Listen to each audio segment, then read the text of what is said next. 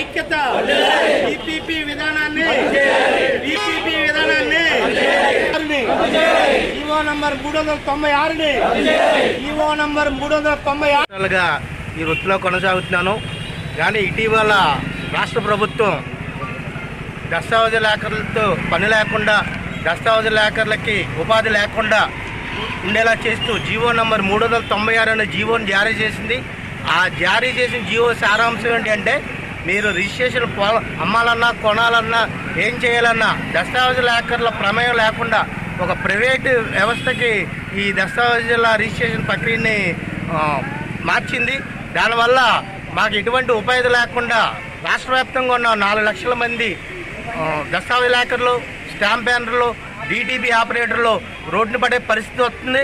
అలాగే ప్రజల ఆస్తులకు కూడా ఎటువంటి రక్షణ లేకుండా ఒక ప్రైవేటు వ్యవస్థ చేతిలో ఈ రిజిస్ట్రేషన్ శాఖని 120 సంవత్సరాలుగా బ్రిటిష్ వారు ప్రవేశపెట్టిన రిజిస్ట్రేషన్ విధానాన్ని ఈరోజు ప్రైవేటీకరణ చేస్తూ ప్రైవేటు వ్యక్తుల చేతిలో విలువైన ప్రజల ఆస్తులు వెళ్ళే పరిస్థితి వచ్చింది.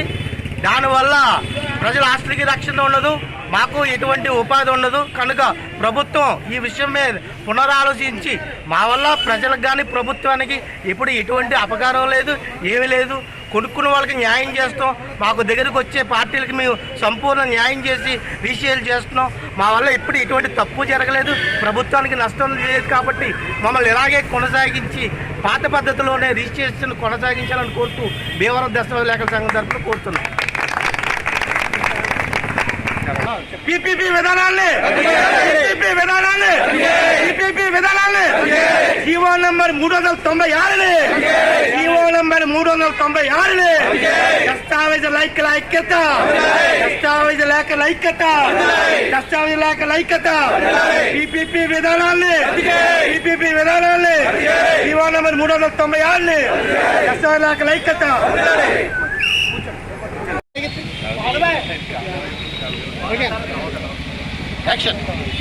నా పేరు తాళ్ళూరు మధు, ఉమ్మడి జిల్లా జనరల్ సెక్రటరీ, దస్తావేజు లేఖల సంఘం. ప్రస్తుతం ప్రభుత్వం వారు పీపీపీ విధానం అంటే ఈ రిజిస్ట్రేషన్ శాఖ ఏదో ఉందో దాన్ని ప్రైవేటీకరణ చేసే ఉద్దేశంతో జీవో 396ను ఒకటి రిలీజ్ చేశారు. ఆ జీవో మరి అమలు కాకుండా ఆ జీవో రద్దుపరిచి ప్రైవేటీకరణ రద్దుపరచాలని భీమవరం లేఖర్ల సంఘం తరఫున మేము మీకు తెలియజేస్తున్నాం.